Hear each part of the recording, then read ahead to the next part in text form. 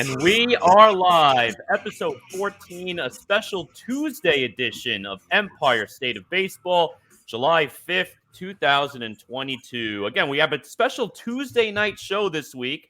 As we all know, 4th of July was yesterday on our typical Monday night time slot. But gentlemen, I'll start with you, Joe. How you feeling on this beautiful July 5th afternoon? I love it. This is my favorite weekend of the year. Corey, you spent most of the weekend with me, so you know how we party up in the Pugliese household. And that is lots of food, lots of relaxation up at the lake, and enjoying some baseball. And the best part of 4th of July, the hot dog eating contest. Oh, yes. I had a Joey blast Chestnut. watching Joey Chestnut. Stiffing a guy. Mid-competition, putting down 63 dogs on crutches. Got MVP Joey Chestnut. The legend continues. This man is unbelievable. Yep. I didn't know John Wick became a hot dog eating contest. So had time to put on the chokehold and still get the win. That's something, man. That is something. It's unbelievable. Such a dominant run for Joey Chestnut. And speaking of dominance, these New York baseball teams, they keep winning. And obviously in the NL East, the division race a little closer, but the Mets still staying on top there. They have some big returns coming to that team we're going to talk about in a little bit. The Yankees coming off their wild 20-game stretch, and they went 14-6. So none of us were right in our early predictions for 2 or 3 weeks ago on the show, where we all predicted how they were doing this 20-game stretch. They went 14-6. Tom, let me ask you, you think the Yankees have passed now every series of litmus tests? I can't say that word, that were handed their way?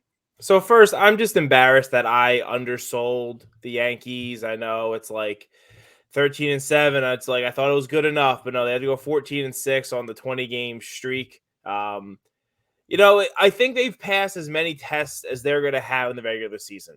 There's really nothing else other than just continue winning this team can prove in the regular season. It's all going to come down, we've been saying it all year, to the playoffs. And I think what's important to note is if the Yankees continue on this run and they do actually challenge the 2001 Mariners for the single season wins record, it's very anti-Yankee mindset to think this way, but I think Yankee fans really should just appreciate if that's possible, because it is an amazing feat that could happen this season. If they're able to stay healthy and keep it going. And obviously the Yankee fans would rather win the World Series than win 117 regular season games. But it's something I think we should still appreciate watching, because it's something that you may never see again. So they've passed whatever they need to in the regular season, and it's just fine-tuning this roster for October. Yeah, and it's pretty crazy. I'll tell you what, I just want to say how crazy this is, because you look at the Yankees, and obviously at this point, the easy schedule conversation's no longer in play. I mean, they went through this stretch and easily won a lot of big series here. But then you think about the all-time record. I don't think this is the best Yankee team of my lifetime, let alone the best Yankee team of all time, let alone the greatest baseball team of all time. But it's so crazy, and it's Tom's point. At this point, you just got to enjoy it and just take it for what it is, man. Because you might never run again. I don't think anyone's going to say the 2001 Mariners are the greatest team of all time, but I think if you're a Mariner fan, you have to appreciate the run that they were on. And I know Yankee fans and Mariner fans are different in their expectations, but I think Yankee fans have to appreciate it, and they can't just say none of this matters. Only matters is October, because you might never see this happen again. So it is something you should appreciate. No, that's definitely true. Joe, I'm just going to predict what you're going to say. The only test that the Yankees probably didn't pass is Houston. Yeah, I mean, listen, the Yankee fans should be encouraged by how they fared in this 20-game stretch. I clearly was wrong. I will admit that. But at the end of the day, what matters most is who you're going to see in October. And the Yankees had trouble with Houston right now. And the fact of the matter is you went 2-3 against Houston, and you only led. You didn't even lead in an inning. You only led at the end of 2 games because of walk-off hits. So if I were Yankee fans, that would be the one team that I am praying gets knocked off by somebody, because the Astros are not scared. And the Astros did 2 things this past 2 weeks. They beat the Yankees and they beat the Mets, and they beat two of the New York teams, and they relished coming into our buildings and beating us and handling both of our teams. They're a problem. I don't And think they cared, if I'm being honest. This team, the Astros Oh, have no, done they too care. much. They have won too much that I don't think they really care about going into Yankee Stadium in They do. June and in Citi Field in June and taking those games. If I'm being honest, I think watching those games, at least the Yankee Astros ones, these teams know that, again, they're all in that collision course for the ALCS, and it really felt like the teams were just kind of testing each other out. They were, just throwing little jabs at each other. They weren't really going for it because I think both teams are going to not just upgrade their rosters going into the end of the month for the trade deadline, but their mindsets, their game plans for the other teams. I don't think they showed everything, and I think you're really going to see it, assuming they do meet in the ALCS. I mean, they threw a no-hitter against the Yankees. They held them scoreless for Just 16 straight, hitless for 16 innings straight. If you don't think, listen, the Mets might not move the needle for them at the moment. They don't have that history with the Mets, at least in this era. But if you don't think that the Astros and Altuve and Verlander love walking into Yankee Stadium, hearing the parade of boos for why would they care? They've owned the Yankees for the last 5 years. They've owned them.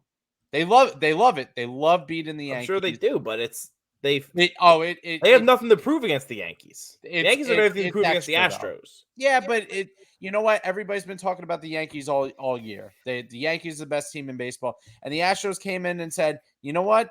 We're sick of hearing it because guess what? We still own you guys. You guys can be as good as you want, but you still have to go through us." And that's what the Astros told the Yankees the other day, and the last 2 weeks. And you know what? It's true. Even with the 2 wins late, with the walk-offs, Judge being the hero, that's a great feeling for the Yankees. You feel like you didn't totally lose out on them. But the Astros came away with that feeling better about themselves than the Yankees did, at least in a head-to-head matchup. Because the Astros could have easily went 5-0 against the Yankees this past 2 weeks. I think at this point now, if you're the Yankees right now, the goal for this season, obviously you do want to get that 1 seed in the AL and potentially reach the all-time record. I mean, that would be awesome. But the ultimate goals, get to the playoffs, get the 1 seed, and stay healthy. And luckily, they've been able to stay healthy this year. That's a big part of why they're doing great. In addition to a lot of players overachieving a little bit, playing above their norm, all coming together and doing a great job for this Yankee team. And right now, in terms of the division, I think it's basically a lock. I know it's 13 games. We're only at the halfway point of the season. I'm willing to say the division's just about a lock. But then you look at the Astros, you're only 5 games ahead of them in the loss column specifically. So it's not a guarantee that they're going to be the number 1 seed. The Astros are right there. But that's the goal now for the Yankees the rest of the year. Stay healthy, clinch the number 1 seed. Anything else that happens in terms of accolades, so be it at that point. And I think the goal of anyone watching our fabulous program here is they should also want to download the Twitch app and subscribe to Empire State of Baseball. The link is in our Twitter bio. Again, if you're watching us live on Twitch now, thank you. But if you're watching us on the replay, you can definitely watch us live again via the Twitch app. The link is in our Twitter bio. Absolutely. A+ segue there, Tom. Love that. Speaking of social platforms, and Joe's going to help us out with the Twitch, with the Twitter follow in a little bit. I want to talk Twitter because this past weekend we unveiled some of the trade talks that we had last week on our show. We proposed 8 different trades between the Yanks and Mets. Really cool segment. Took us over a day to complete on the show itself. At least it felt like that. But over the weekend, we tweeted out some of those deals, and one caught steam. And funny enough, the Yankees are playing the Pirates tonight. I believe the Pirates have a 1-0 lead on the Bombers. But the trade that I came up with for Bryan Reynolds coming to the Yankees for a package that would include Oswald Peraza and Ken Waldichuk, a deal that we talked about on the show, and we're kind of split on. So a couple of us said, Yankees might be giving up a little too much, and some said, maybe the Pirates should get a little bit more on that deal. What? Who said they were giving up too much? Joe? Joe continues to embarrass himself, if that's what he said. You're giving up 2 top 5 prospects. You're giving up that's why I put the deal together. I didn't think it was that terrible of a deal in hindsight. Listen, I told you you embarrassed yourself on the show last week, and it was proven. Gallup gone for a top 10 prospect. Yeah, you want to take Gallup for a top 10 prospect. I said, and then I eventually said, listen, you could just DFA, you could trade him for anything. Well, why would you suggest a top 10 prospect? Why wouldn't you suggest a pack of baby formula? 23,419 impressions on this tweet. I thought there were only 30 Pirates fans, and they all tweeted at me, but we had a lot of views, a lot of great feedback. They wanted me thrown in jail. They wanted me off the show. They were throwing out every expletive out there. But guess what? Loved it. Absolutely love Pittsburgh Pirates baseball. You guys are great. I wish I could invite all 40 of you guys over my yard, and we can have a great time, drink some beer, watch some Yankee baseball tonight. Be hanging but from a 23,000 impressions because the Yankees and Bryan Reynolds are connected, and yet again another trade rumor here. But I guess it's a week later now. Prospects for a guy with like 3.5 years of control, who's an all-star switch hitting center fielder. You clowns. I actually hope the Pirates don't sell him. I would ask for the moon for Bryan Reynolds. Right now, outside of O'Neal Cruz is your future, your shortstop of the future. Bryan Reynolds is your best player on that team. Listen, there's no disrespect to Bryan Reynolds. He is a very, very good player. He is not a top tier player in baseball. I agree. He is valued high because of the Pirates being the Pirates. He is a homegrown guy. And he is their only bright light aside from their 2 young players who they are building around. But he is not. He is a type of player that is one step below those superstar caliber players. Well, yeah, he's not Mookie Betts. He's not Aaron Judge. But like he is a star player. He is a very good player, and he may be a bigger player in another market. But he is he is the type of player that is similar to what? Trey Turner? Is he as good as Trey Turner? The answer is no. He's not. No, I wouldn't say Trey Turner went for what? 3 of the 4 top prospects in the Dodgers organization. So instead, I'm giving you 2 top prospects for a guy who's one step below that. But you got Trey Turner for 1.5 years versus 3.5 years of cheap Bryan Reynolds. I will say the one thing I saw was replace Peraza with a premium position. The one thing I saw was replace Peraza with Dominguez, and the deal is done. I'm like, honestly, I would do that deal in a heartbeat. If it was, depends if the Pirates if you're subbing Dominguez out for I would do it. Absolutely. The Pirates don't need more middle infielders. And that was my criticism of your trade scenario, Rich. I feel that you would have to include Dominguez in that because the Pirates will want that top outfielder. And I felt that maybe you could put in a lower level pitching prospect and that would get the deal done. I don't think you would have to go more in terms of top tier prospects in this because you're getting 2 of the Yankees' top 5 prospects. Yeah. And one guy who, if you swapped out Dominguez, who would be compared to Trout and Mantle at one point. So jump in here, Corey. Oh yeah. No, listen. I think in terms of the trade itself, I don't think it was a bad trade. In terms of the Pirates side of the house, I would be furious if I'm a Pirates fan. And you're just every year you're selling. You had a little bit of a run, 2014, 2015, 2016, like those mid 2010s. You had a little bit of a run, and then you blew it up again. And it's a shame because the ballpark is beautiful. It's the only ballpark in the city, so it's a one team town over there with the Pirates. And center field is a premium position. And I know Trey Turner can play short, second, center field, but center field is a premium position, and you're getting a premium talent. You said Pittsburgh is a one-team town? Well, no, in terms of baseball, not in terms of. Well, Pittsburgh doesn't give a shit about the Pirates. They only care about the Steelers. No, well, one team in terms of baseball, whereas New York you got 2, California you got about 25 teams out there in general. But no, listen, I went to Pittsburgh twice on road trips to watch them play, and the fans do care about the team. You don't really get it, the love, but I was just walking the city and hearing random people saying, oh, the Pirates got a big win last night. Oh, the Pirates. I'm like, all right, listen, I respect that, man. They're talking about the their crap team, the Pirates, and getting wins and stuff. Very cool city. My favorite ballpark, at least that I've ever been to. Don't sell low if you're the Pirates. And Don't sell after just all for the shit selling. I heard over the weekend, you would have thought I would came on here and trash the Pirates fans. I love the Pittsburgh Pirates fans. I love all 17 of them. I love that they are the AAA affiliate to the Yankees. I love their ballpark. They're a great organization, and Ballpark's hopefully overrated. we can do some more business with the Pirates organization. Joe, how can our fans now follow us on Twitter and maybe crack some more Twitter records here? Well, you can give us a piece of your mind. Follow us on Twitter at ESB Podcast. And individually, you follow Corey at G Gory, myself at JR Pugs, Rich over here at Rich J Rivera, and Tom at T Wospil on Twitter. Not to spill. T Wospil. Yes, absolutely. And Core Ryan is right. Pirates fandom is fluctuating rapidly during the show. Amazing stuff. All right. Speaking of amazing, I think it's time to talk some Mets here. Come on now. We got some big returns. Joe, take this one. What do you got here? Sure. Today, Max Scherzer making his comeback.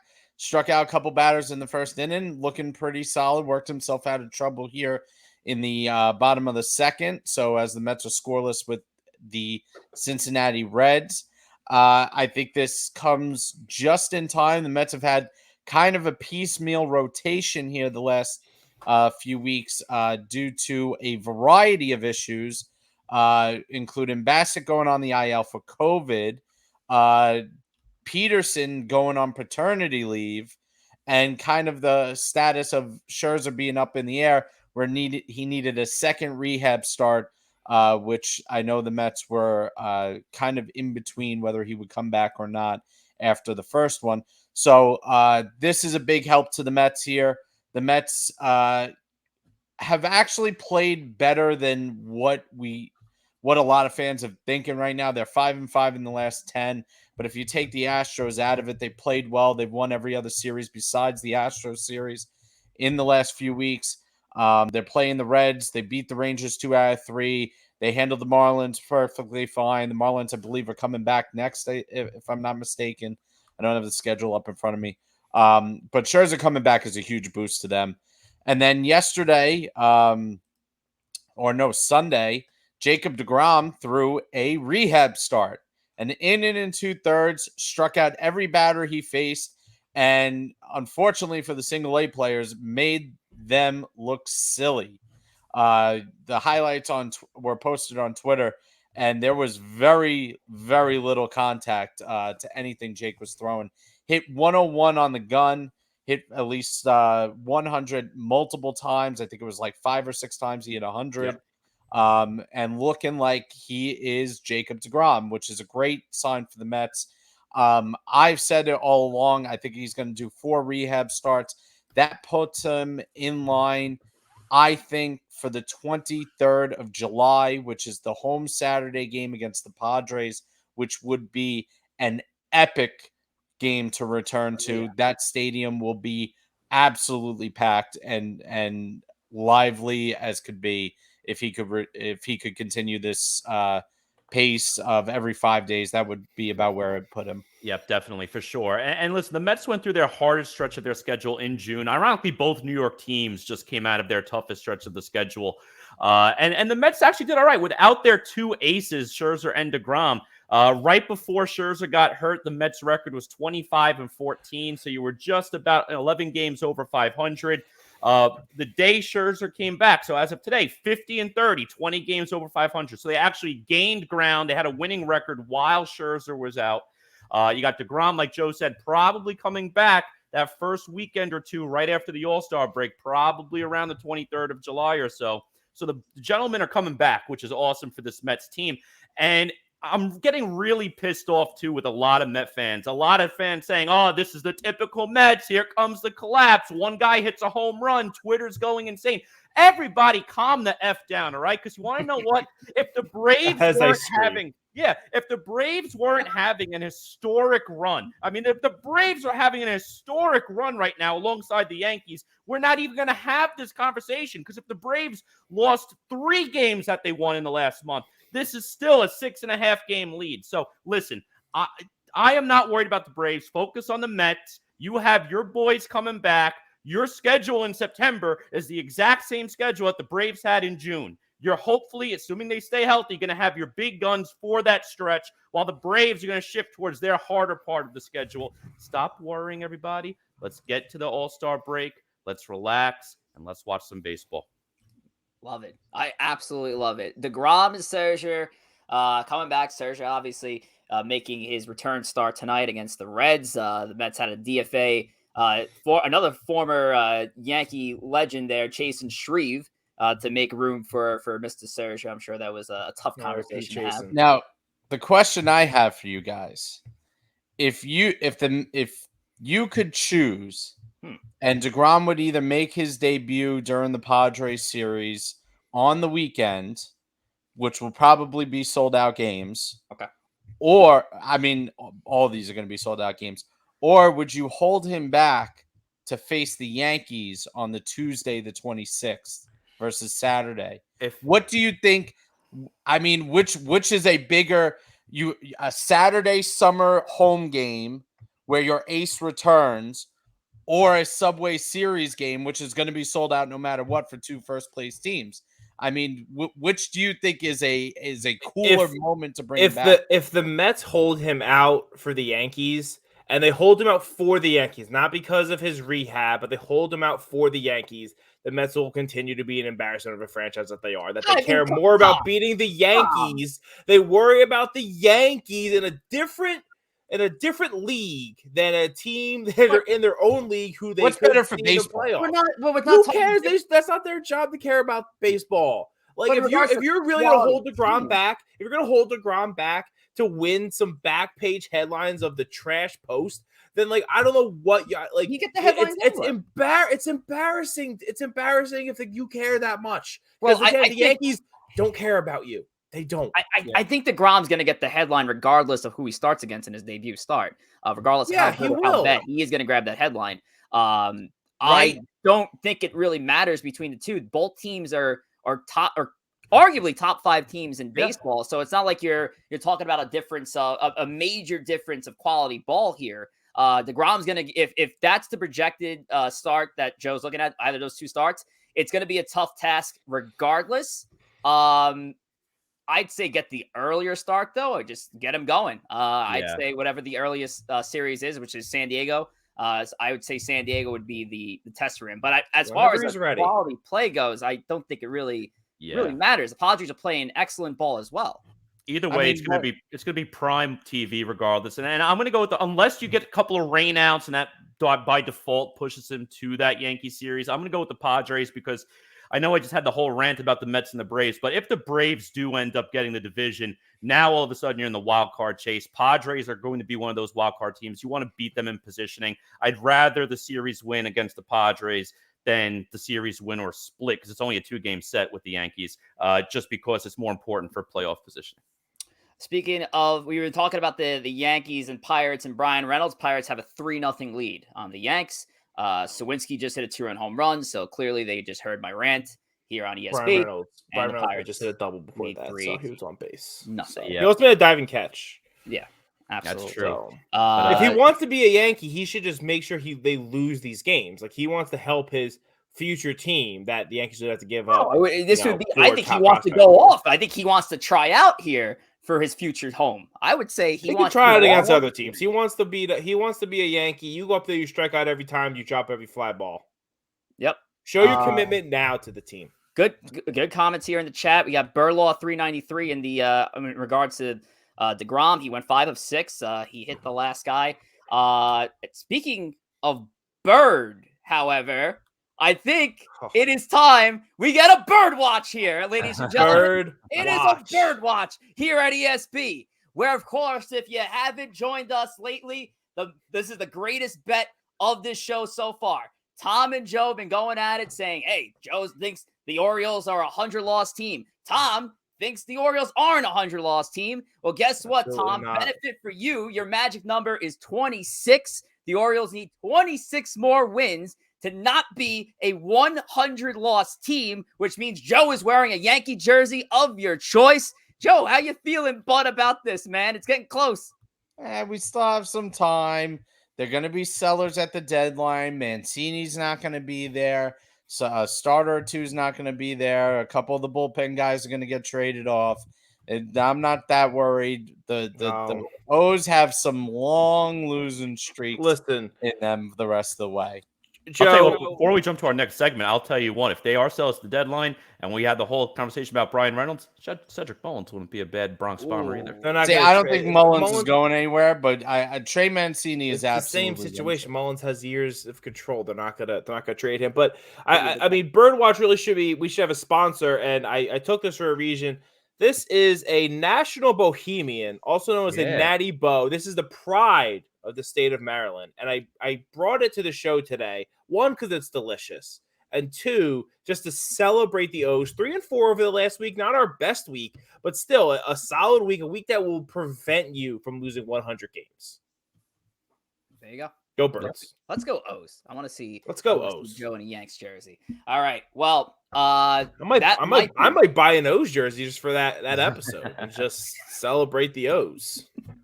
You might as well. So anyway, when we get to that episode though of Joe wearing a beautiful Yankee jersey, you'll catch it live on Twitch. But if you don't catch it live, then you can catch it on the replay on YouTube, of course, because full episodes and best of clips will be up on our YouTube page. So make sure to like, share, and subscribe. That is Empire State of Baseball. Of course, our most recent episode is up there before the Pirates fan base roasted me over the weekend. So make sure to check out that episode as we talked about our possible trades that might be happening over the next month. So the trade deadline's coming very close, guys. And we haven't seen any really big deals lately. Carlos Santana was, I think, probably the biggest name-worthy guy that went to Seattle from Kansas City. But there's also another big event happening in July. One of my favorite events of the year is the All-Star Weekend.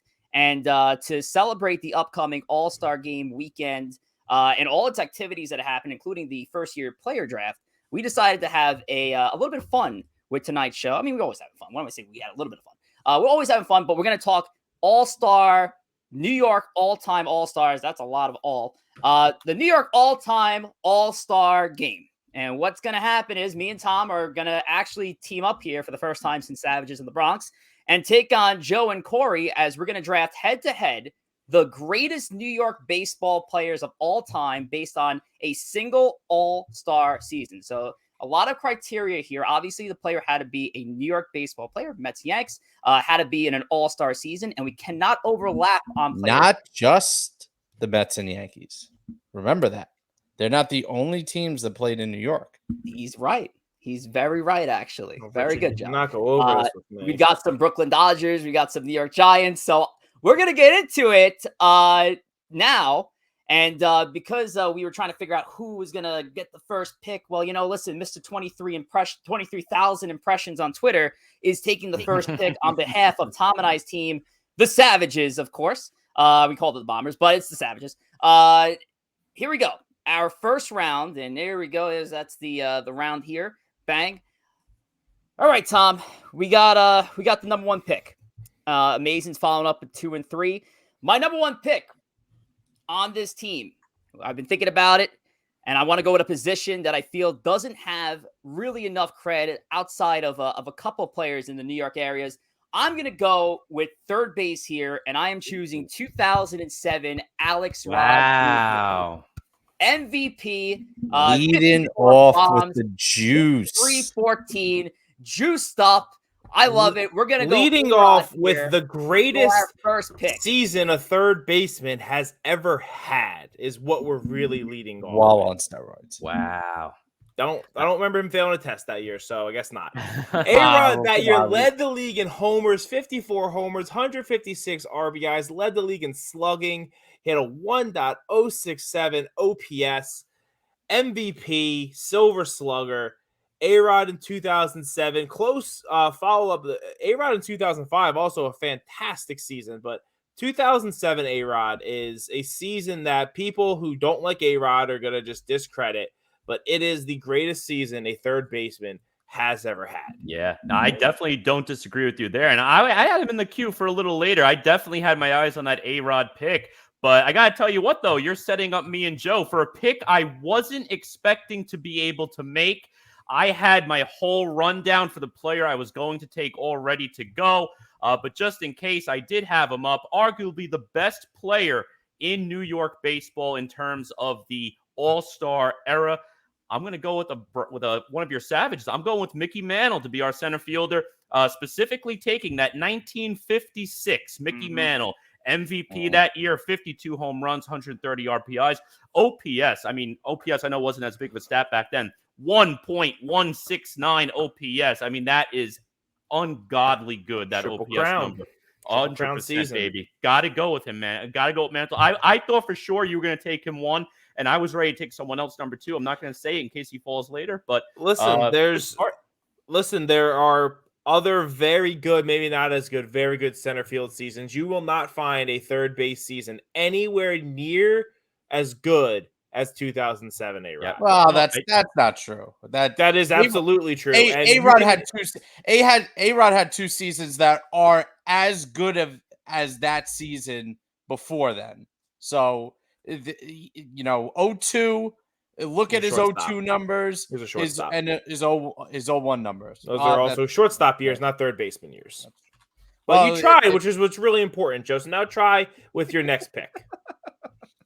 All right, so I was actually going to hold off on going with this position due to the fact that there are 3 seasons that are really in line with each other, and they all belong to Mets pitchers. The Mets have had a history of pitching, and the 3 best pitching seasons in New York have been from Mets pitchers. I think we're splitting hairs as to which one is truly the greatest. But I think I have to go here with 1985's Doc Gooden's 1985 season. 24-4, 1.53 ERA, 268 strikeouts, led the league in wins, ERA, complete games, innings pitched, strikeouts, ERA plus, FIP, was second in the league in WHIP. Just an unbelievable, one of the greatest pitching seasons ever.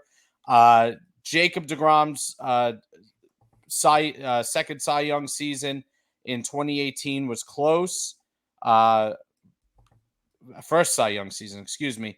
And Tom Seaver's 1971 season was also very, very close. You're splitting hairs as to which one is the best one.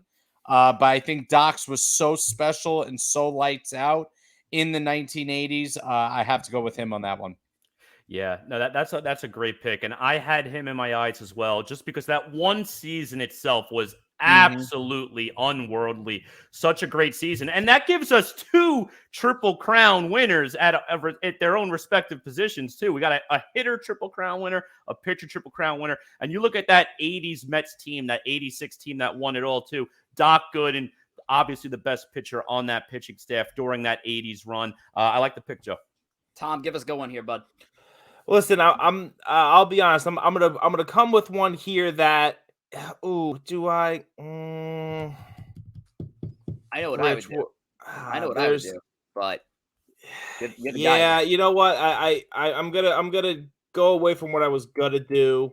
I'm gonna take the 1961 season of should be Hall of Famer Roger Maris. Roger Maris, 1961, obviously set the, what some people argue is a single season home run record, won the MVP, 141. It's funny, RBIs back in the day, like there's some silly numbers if you look at them, but a fantastic season for him, and I will take Roger Maris for the Savages to be our right fielder. You know what's crazy for our first round, that 3 of 4 of the players are not in the Hall of Fame. Like, I think that's just kind of wild that only Mantle made it out of the first round of as a Hall of Famer. But we move on to round 2. And with the Amazin's next pick is Joe. So part of when you're drafting a team is drafting value at positions that don't have a lot of great seasons. So for me, again, I'm kind of caught between 2 years with this player. And they're very close. One, but I'm gonna have to go the 2000 Mike Piazza year. Next pick. As a catcher, might be the most valuable catcher season in New York history. 38 home runs, 113 RBIs, hit 324 as a catcher, 155 on base plus, OPS plus. Piazza did have better years as a Dodger. Probably 1997 was a better year as a Dodger, and he did hit more home runs and drive in more runs in 1999. But the fact of the matter was, Piazza in 2000 was a one-man wrecking crew. And when you hit 324 as a catcher and play every game as a catcher, that's something special. And I think that adds tremendous value in a position that doesn't have a lot of values. I can find several great first base seasons. We can find several great center field, right field, left field seasons. We cannot find that many great catching seasons in terms of that slugging ability. So that's why I'm going Piazza there. Yeah, no, I respect the strategy, similar to what actually Rich and Tom did with the A-Rod pick also. I like the pick. And listen, I said before, Gooden was the face of the pitching staff for the 86 Mets championship run. Piazza was the face of the team in the 2000 World Series run. Obviously, they lost to our crosstown rivals, the Yankees. But Piazza was the face of that late 90s, early 2000s team. Was my favorite Mets player growing up. I mean, right in the prime of me really starting to watch baseball. I like to pick Joe, especially considering catchers. You got some good catchers, but overall, like you said, outfield especially so deep. Catcher, not as much as some of the other spots. Yeah, and that was my next pick. So thanks for that. That was absolutely my next pick. Considered taking him number 1 overall, but that A-Rod season, and again, there's a lack of amazing third base seasons was the shout out to me more. But yeah, you took my next pick, so I'm a little thrown off here. I'm gonna go. No, you're not gonna go. I'm gonna go. Oh, I'm not gonna go. What are you gonna go with, Tom? So my next pick here is, we talked about, strength, and there are seasons where certain positions there's a lot of very good ones, but I want one of those triple crowns myself. So I'm going to go with 1934 Lou Gehrig, all-star, obviously. That's why we're talking about him here.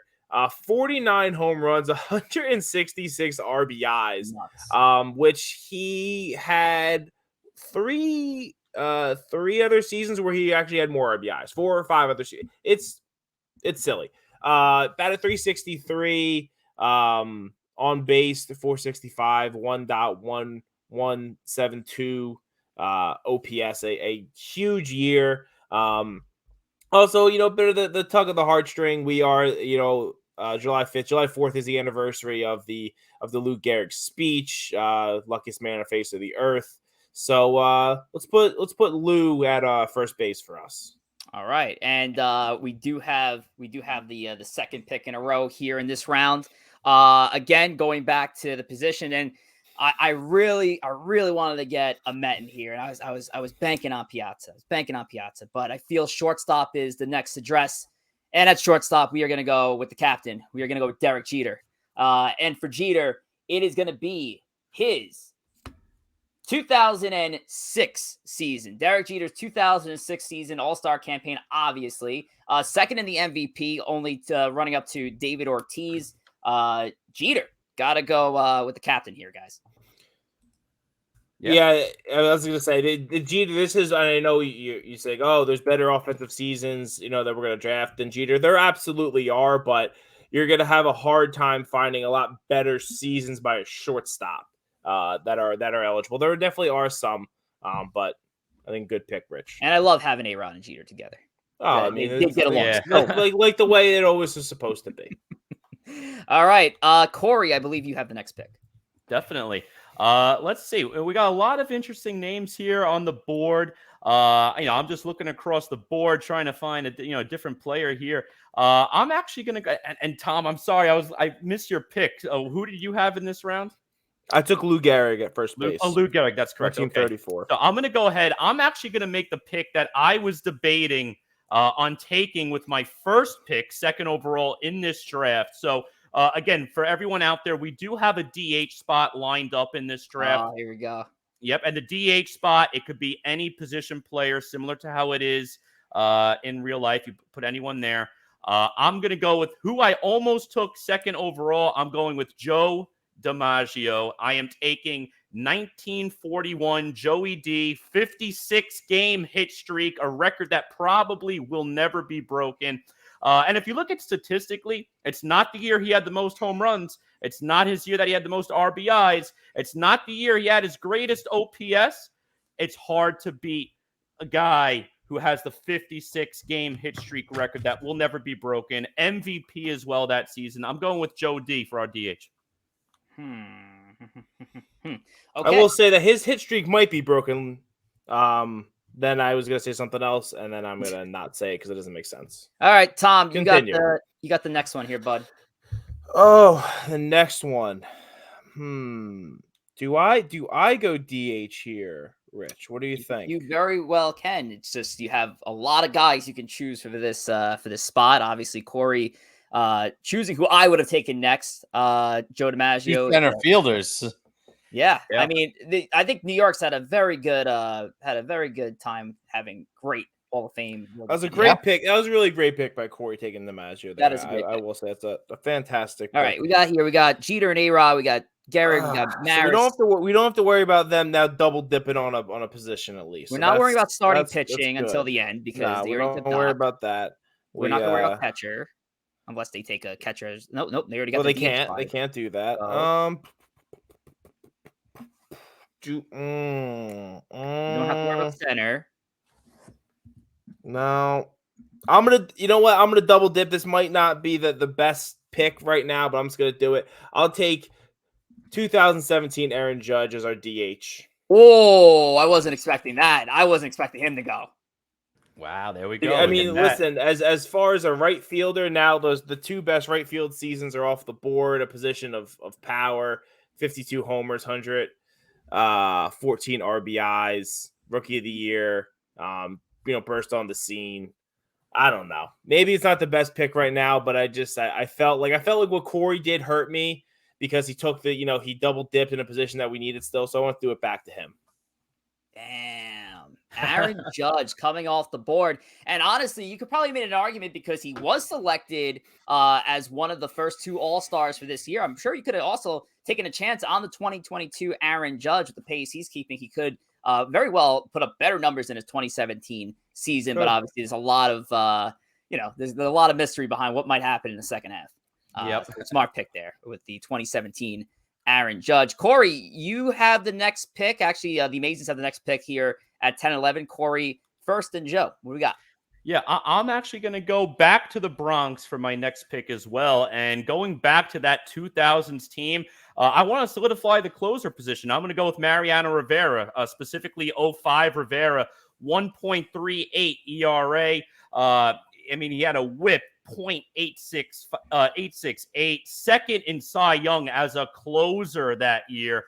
I just want to lock down this closer position, and I get the best one in the history of baseball in Mariano Rivera. Do you have there, bud? 05. 05. Yeah, I mean, there were some middle years of Mariano that are just absolutely absurd. And obviously, we had him as our top closer pick at some point. I mean, who wouldn't? So Mariano Rivera, obviously a great choice at this point in the draft. Joe, what do you got? I am going with another premium position because and there are two players, but I'm going to take the more prominent one. I'm going with 1949 Jackie Robinson for the Brooklyn Dodgers. There it is. 16 home runs, 124 RBIs, led the league in stolen bases, batting title, hitting 342 with 432 on base percentage and a 960 OPS. One of the best seasons a second baseman ever had by one of the most legendary players in the history of our game. He is the perfect table setter for this team. He is the perfect leadoff hitter and probably the best leadoff hitter in New York history. I'm going with Jackie there. Tom, you were squinting there. You look puzzled. Did you not know the Dodgers played in Brooklyn at one point?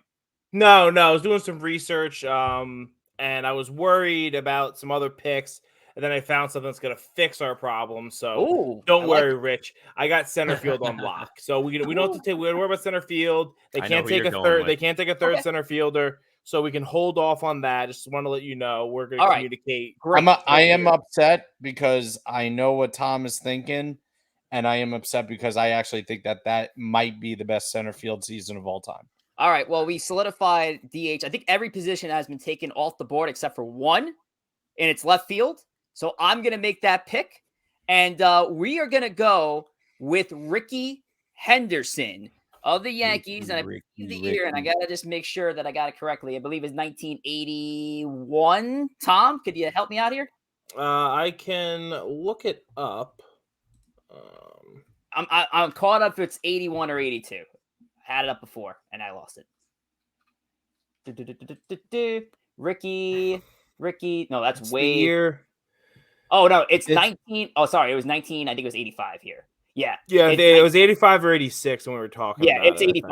1985, Ricky Henderson, as I finally get my notes together here. 80 stolen bases, a 314 clip, an unbelievable season for Ricky in his first stint here in the Bronx. And obviously we had that the very less than amusing Mets stint in 99 2000, but was not an all-star. But he was an all-star with the Yankees, and I'm going with him. 1985 at the top of my order, Ricky Henderson. Yeah, listen, you got the best leadoff hitter arguably in baseball, so nothing wrong with that one. Oh, yeah. Our next pick. Another baseball reference page. If you want to just see silly things, just go look up Ricky Henderson and his stolen bases he did in Oakland. It's like, it's numbers that, talking about records that won't ever be broken. Some of his overall stolen base records in a single season is it's incredible. Corey, you got the next pick for the Amazins. Next pick over here, and let's see. I'm just scrolling through. I think I'm also going to go back to the outfield, but I'm going to go. I'm going to go to right field again. I'm dipping into the Yankee pool, but with all the history there, it's a little hard not to. And I'm going to go with Mr. October himself. I'm going with Reggie Jackson. Specifically, I am going to take the year of 1980 Reggie Jackson. Read my mind, Corey. Yeah, no, listen, a great pick with Reggie Jackson right there. 41 home runs that year, 111 RBIs, finished second in the MVP voting that year, Silver Slugger. I mean, listen, Mr. October, you want a clutch guy coming up if we have to go into the finals with this team? I'm happy I got Reggie on my side. Reggie Jackson. And that year again, one more time. What we got? 1980. 1980. I am trying to update the ticker as I go along here. 1980, Reggie Jackson, taking down right field. Joe, do you have the next pick here? No, you do not. It is. It's me once again. I have the next pick. So, real quick, Rich. I think. All right. If my math is right, by math I mean what I wrote down is right. None of our picks can be stolen at this point, right? We need a catcher. No. They already have a catcher. We need a second baseman. They already have a second No, baseman. I We need think a at center this fielder. rate- They can't take any more. They already have their starter and they already have their reliever. At this So rate, it's really this is like the fantasy baseball draft portion where you're filling out your bench, and you're not really super competing with everybody for the top flight guys. All right, so you know what? I think it's time to take the first Met on this team, Tom. I need to change it up, and I know we talked about Louisiana Lightning. No, it's a better year. You really think so? Yes. We got to pull it up then. I still want to go with Tom Seaver here. I still want to make the pick. I still want to get Seaver here on this New York All-Star. I feel like it'd be wrong to not have Seaver on one of these teams. I'm surprised Seaver didn't go to the Amazins here. I'm going with Tom Seaver in 1971, I believe it is. Yes, it is. 1971, Tom Seaver, 20 and 10 on the season, a 1.76 ERA, 289 Ks. Actually didn't win the Cy Young that year. Finished second in the race, but I'm going Seaver. We need a Met here, Tom, for God's sake. I don't think we do, and two, listen, Tom Seaver is a better pitcher, obviously, than Ron Guidry, but Louisiana Lightning 1978 is a truly ridiculous year. He should be our starting pitcher. Went 25-3, a 1.74 ERA, struck out 248 batters. It's such a good year, and Give me Tommy Boy. Tom Seaver is on the Savages, ladies and gentlemen. And he won Cy Young too. All right, but Seaver. Well, in all fairness, Seaver should have won Cy Young in that season. No question about it. So that's my opinion on that one. Tom, you have probably. I don't pick. know who he lost to, but just I'm still upset we don't have Guidry on the team. It's okay, man. It'll be fine. Okay. We got Tommy Boy. All right, so we're gonna go center field here, and it's just looking at which center field season of Willie Mays do I want? Yeah, there's a lot of them out there. A lot of I good think ones. there's the thing is, there's a lot, but a lot of them he was in San Francisco, so it is more limited. He only played 6 seasons in New York. There's only one seed. I think it's the 1954 Willie Mays. 1954 Willie Mays. 51 home runs. No, it's the year before that when he had 41 home runs, but he batted 345. It's 54 or 53. 50 he hit 10 more home runs than 55, but he batted 25 points less.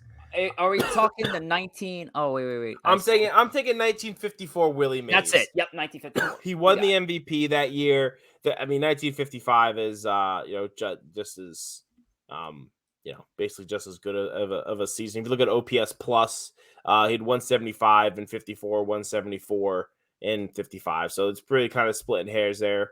We'll take Willie on the team. Probably he might be one of my favorite just non-Yankees of all time. Just how much that guy did. Just incredible. So, all right, really next pick, we turn it back to the Amazins, and Joe, you got the number 16th overall pick as we are wrapping up the draft. Yeah, so I gotta go modern era here, or close to modern era. I gotta go with the captain David Wright at third base, 2007. Seems 30, like a lesser 2007 third baseman season, but go on, Joe. Well, you know what? When you hit 325 on base of 416 and you slug 546, that's pretty good in any year. That's pretty good. I think people forget won a Gold Glove and a Silver Slugger that year. Was the best third baseman in the National League that year, and I think people forget. I think people forget how good David was in his prime.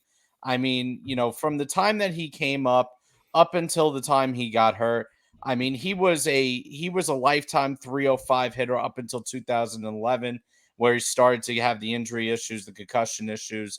He was a fantastic player. The team, the offense was loaded around him in 06 and 07.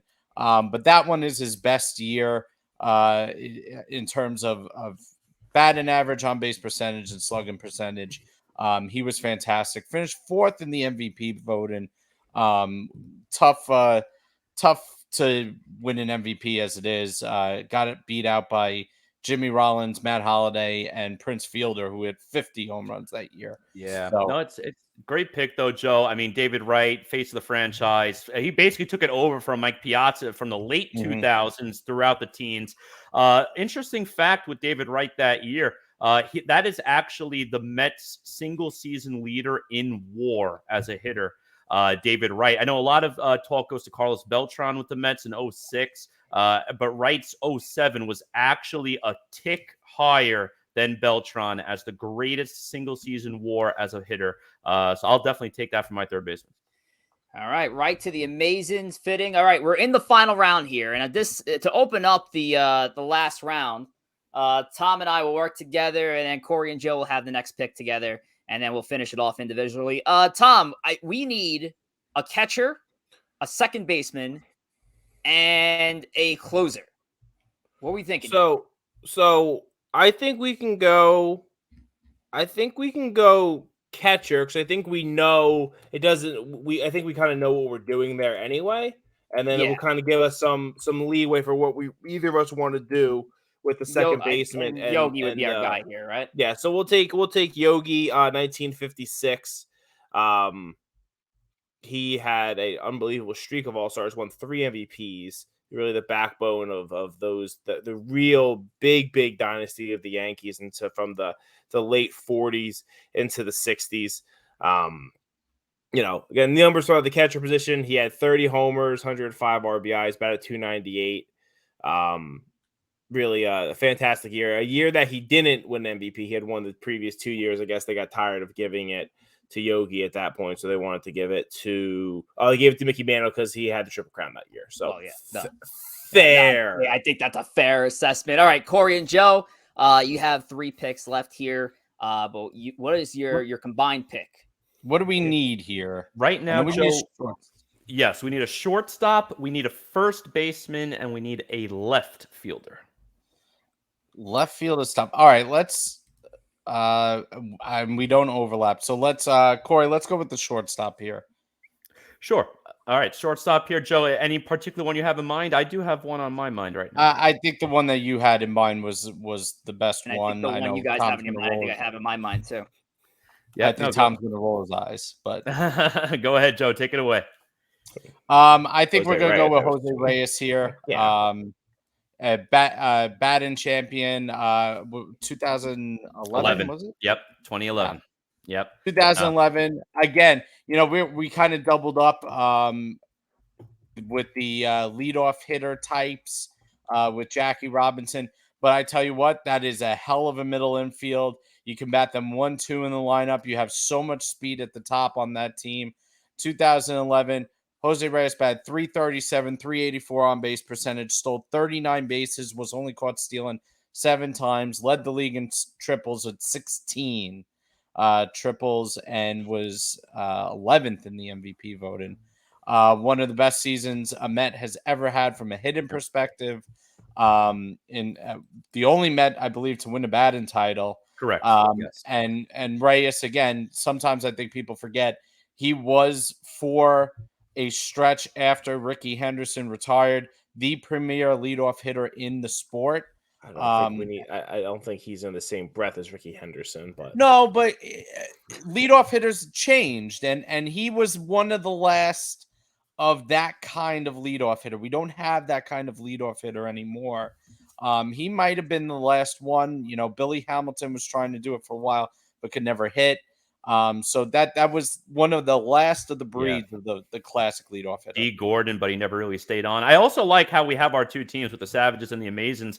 That left side of the infield, we both doubled down with our own guys, going with the faces of those infields that lasted for probably, if you're going to build a team of our lifetimes, that would be the left side of the infield for our respective teams of our lifetime specifically. So definitely nothing wrong with that. I'm kind of happy it ended up that way. Love it. Joe, 19th pick and your last one of the night. So this one's tough. I'm going to leave the harder one up to Corey with left field. I wish him luck in finding the left field season that stands out that, but I had 3 options here. One is in a completely unheralded season that goes underrated. One is definitely more recent, and then one is a classic. I think because we've gone with contact, I'm going to go with the power. I think we need more power in the lineup. So I'm going to go with Pete Alonso's 2019 season, 53 home runs, 120 RBIs. Batting average isn't all that pretty, but his slugging percentage was .583, 941 OPS, and a 147 OPS plus. One of the best rookie seasons ever. I was very, very close to taking 1998 John Olerud season, 354, 447 with 551 slugging, 22 home runs, 93 RBIs. That Met team was slightly worse around him. That's why those extra RBI stats are not in there for Olerud. So that's why I went Pete Alonso in this one. I think we needed the power as we lost Rich. Sure did. No. We sure did. But it does lead into my last pick here. And it looks like Rich is back and looks like he's recording on an iPhone 3. So I want a quick clarification because I talked about it with Rich about this before. I need a relief pitcher, right? This team needs a relief pitcher. Is that's correct, right? Doesn't have to be a closer. Correct. It's It could be a reliever. Somebody you want closing a game with your life on the line. We're picking the best season a pitcher has had in the relief as a reliever. And I don't know if Rich wants me to do this, but I told him I was going to do it. You give me 2014 Dellin Betances on the Yankees. It is a crazy good season out of him. A 1.4 ERA. He's 5-0. He struck out 135 batters in 90 innings. I know you mentioned Mariano's whip from the what season you gave? 05. I think 05, which was, I don't have it up again anymore, but it was like a 0.8 something, I want to say. Yep, 0.8. Dellin's whip this in 2014 was 0.778. Wow. It is a ridiculous season if you look at the stats that he was able to put up. He finished third in Rookie of the Year as a relief pitcher, not even as a closer, as a relief pitcher. Wow. It's an incredible season. Dellin at that point was different. It's sad how he just kind of, his body fell apart. He tore his Achilles, and he's kind of not been the same ever since. But 2014 Dellin was something we've never seen. Yeah, you took this relief pitcher role because you knew I wasn't going to take him, you son of a bitch. Yeah, that's right. That's exactly why I did it. Because you knew I wasn't going to take him. I definitely respect thinking outside the box. I really do. I'm actually shocked it wasn't Goose Gossage for the pick too. That's what I was going to go with. Yeah. You sure were, but I sure wanted Dellin. And you didn't let us take Ron Guidry and take Tom Seaver, who's a fantastic pitcher. Oh my God. I wanted. All right, can somebody give me a Met second baseman that's worthy right now, so I could just spite Tom right now? I gotta go Edgardo Alfonso. No. Edgardo Alfonso. All right, let's look at the year compared to who I got here. Look, I think that 1999 and 2000 years. All right, so it's one season that he was an All-Star. It was 2000, 25 bombs, a 324 batting average, 94 ribbies. I mean, that's pretty good. It's a great pull. But I'm not going to go with that. But thanks, Joe. I'm going to go with 2002 Alfonso Soriano as my pick to round up the Savages roster. 300 clip, 39 bombs, 102 RBIs in his age 26 season. Soriano wrapping up the team at second base. And I am surprised. I am very surprised because I would have thought one of Robinson Cano's seasons would have gotten on there. You thought about it. You thought about it, but the 0-2 Soriano, he was almost 40-40. That's true. It's hard to beat that. It's crazy. And Rich Gossage, honestly, he was an all-star for the Yankees in 4 seasons. His season with the best ERA, he only pitched in 32 games is the problem. So how many innings did he pitch in 32 games though? He pitched in 46 innings. I mean, that's a full closer season now. My problem is, do you trust Betances in Game 7 of the World Series? We know Gossage could do that. I also want to point out, that's my thing. In Dellin's 2014 season, he pitched in 70 games, but he was a 2-inning reliever. He had 90 innings.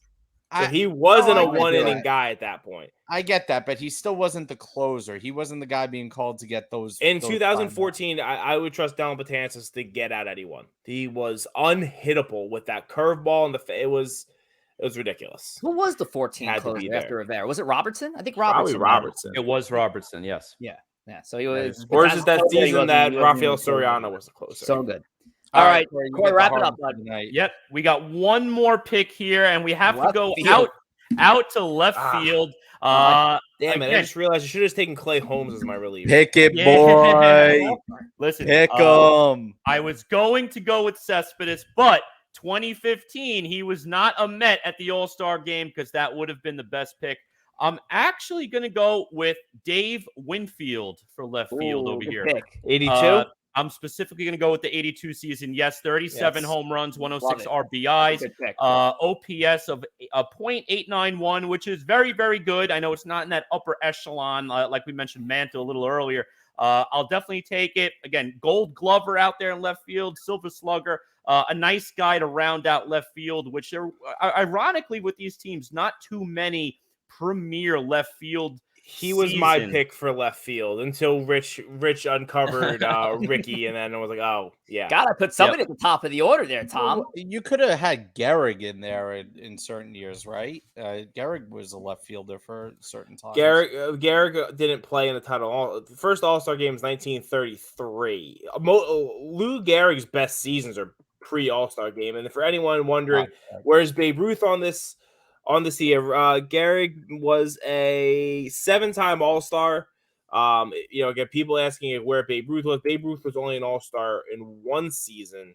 Mainly because he played 2 seasons, 33 and 34 is before the All-Star game, really existed. His best season would have been, I guess, probably 1933 at 34 homers, 114 RBIs. But his real power stretch was in the mid-20s. That's why Baby Ruth is not here.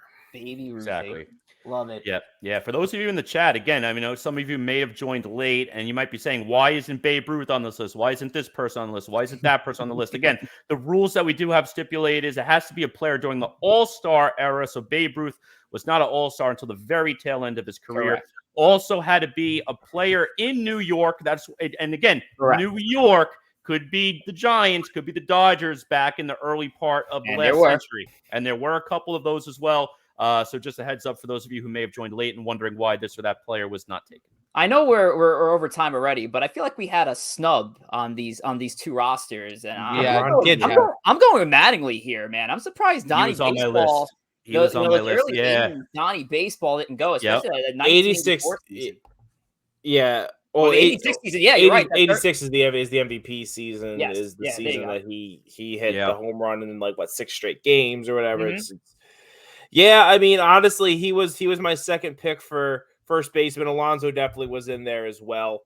But once, I don't know, I want to be spiteful and ruin the right field. Who you guys end up with right field? Reggie Jackson. Reggie. So yeah, I mean, I'll definitely take the 17th season. I mean, the crazy part is the New York has had a history of great center fielders. Yep. We didn't even get to Beltran's 41 home run season. Yeah, that's a fantastic. I mean, that's one of the best center field seasons outside of Trout, of course, in the last few years. But of the past 2 decades, and that was basically relegated to the back because you got Mays, DiMaggio, and Mantle all in there. Oh yeah, yep, definitely another snub. I would have loved to get another former Brooklyn Dodger out there, Duke Schneider, because we had the whole Willie, Mickey, and the Duke back then, and the early part of last century. Pee Wee Reese. We did. Yeah, Pee Wee Reese. So definitely some good non-Met Yankees that were missed out as well. But I'm glad we got at least 2 in there. So I love it. Very good. Yeah. And we'll get those rosters up on our social media pages shortly. And Corey, how can our fans follow us on everything? Again, how can our fans yell at Rich is really what we're talking about. Yeah, listen, if you're a Pirates fan, you want to yell at Rich, or you're a Yankee fan and want to yell at Joe, or you just hate baseball and want to yell at all of us, you can follow us at celebrate Empire the birds with me. Yep. Follow us on Instagram at Empire State of Baseball. Again, you'll be able to see all of these rosters up later. Why don't you do a vote? We'll do a vote on Twitter as well. Follow us on Twitter at ESB Podcast. Determine who you thought had the best roster. Determine who you thought. Comment in the chat there who you thought was the biggest snub on our team. And again, subscribe on Twitch and YouTube once again. We also have a special scheduling announcement before we move to our final segment of the night. Monday, July 18th, we have a special start time. This is not next week, but the Monday afterwards. A special start time of 7 p.m. Eastern time, because that is the night of the Home Run Derby. So I'm sure we'll definitely have a fun little show that day. We'll want to get everyone on, get everyone pumped up for the Derby, and then we'll log off early and be able to kick over and watch over that show. But before we end this show for the night, I know a little over time here, but we have one more Guess the Graph, final segment of the night. Why don't you go ahead and pull up that graph? All right, Tom, what do we have tonight on Guess the Graph? I mean, if I told you, this would be a very quick segment. Well, yeah, I mean, we're over time already, so just tell us. I'm kidding. All right, you obviously blotted out the number. Give it an obvious. Blot out a number. Yes. Any early guess? I'm gonna go with one. I'm just gonna say Jason Giambi. No. Okay. Am I in the era of Jason Giambi? No. Okay. No. Do they have some? They might have some crossover seasons. Like, no, actually, probably not. I'm guessing not. I'm gonna look that up though. My initial guess was actually going to be Derek Jeter. It looked like a D to start out. But It's not Derek Jeter. Yeah, I see the D though too, Joe. Is this person affiliated with the Yankees? Giambi and this player did cross over for some seasons, actually. Okay. This player, Yes. yeah. I mean, this autograph was acquired when this person was a Yankee. Okay. So it's got to be semi-recent. Okay. Let's go. Let's go with Robin Ventura. Not Robin Ventura. Okay. Not Robin Ventura. This player, we were talking about All-Stars, is a one-time All-Star. One-time All-Star. But a player that, I mean, you all know who this player is. I'm not coming out. It's just not, A one-time All-Star, crossover seasons with Giambi, a Yankee. Mm-hmm. Were the crossovers on the back end of Giambi's tenure with the Yankees or the beginning? Back end of his career. Okay. So Giambi played until 2014. Jason Giambi had a 20-year career. Isn't that crazy? Yeah. Well, Giambi's last season with the Yanks was 2008. Well, he didn't cross over. No, I mean, he didn't cross over as a Yankee. He didn't cross over as a Yankee. He crossed over that he played Major League Baseball in the same time he did. So that's a long time frame. Damn. Is it a position player? No. Oh, okay. Okay. All right. Glad I asked. I want to see if Jason Giambi has any stats against this player. That would be Yankee crossed over in the time frame. Not David Wells. Not David Wells. You'll know David Wells if I ever put him on there. Though.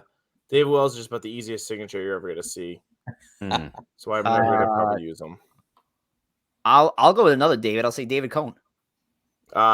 Just as easy. I'm looking at them.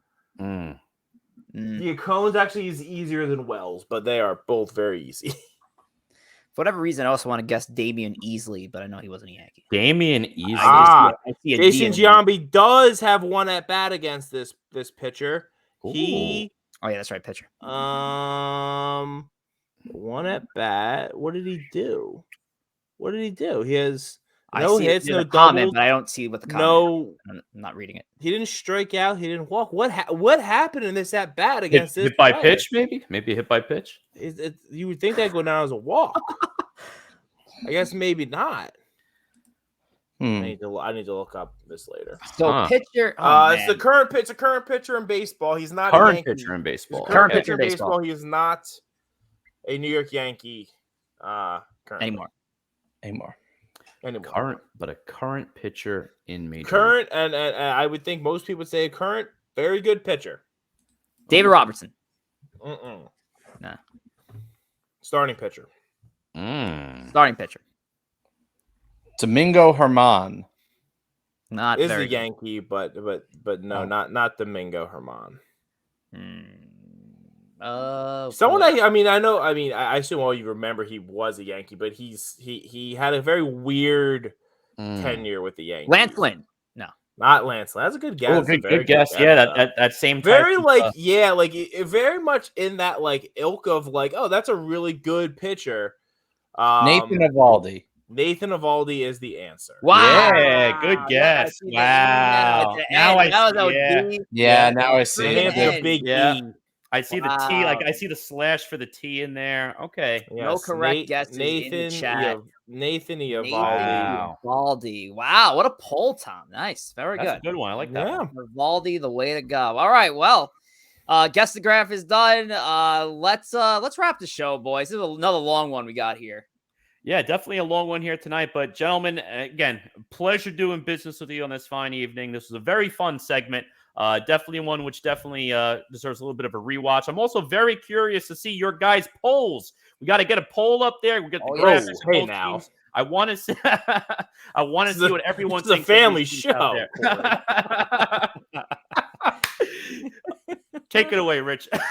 Yes, I don't know how to follow that up, but yes, we will have the two rosters up with the lineups that we put together here on tonight's show. It was a long one, so thanks for sticking with us. Happy Independence Day, 4th of July, happy birthday, America. I can't think of a better way to celebrate 4th of July than watching the Sandlot and watching that fireworks scene. It gets me every single time. Hopefully you guys enjoyed the holiday, and congrats to one of our longtime listeners, Rob, actually listeners too, Rob and Alex, for welcoming a baby girl. Congratulations. And hopefully all three of you were tuned into tonight's show. We love you guys. Thank you so much. And we thank all our fans for being a part of tonight's show as always. Joe? Thank you guys. I appreciate it. And hopefully we'll see you next week. And let's go Mets. Bye, Tom. I really want to find this at bat. I'm trying to find it. How did it end? Well, you can find that at bat in Evaldi. I saw won't Evaldi see you anymore, Tom. Evaldi hit 100 twice in the at bat, but I need to know how it ended. Oh my! We're not going to see Tom for a month, and he's not even going to well wish anyone here. Yep. Listen, we might be ready for Birdwatch to be over in a month. I love Birdwatch. Love Birdwatch. All right, guys, we'll see you here next week on the show, Monday, 8 p.m. Eastern time, right here on Twitch. Take care.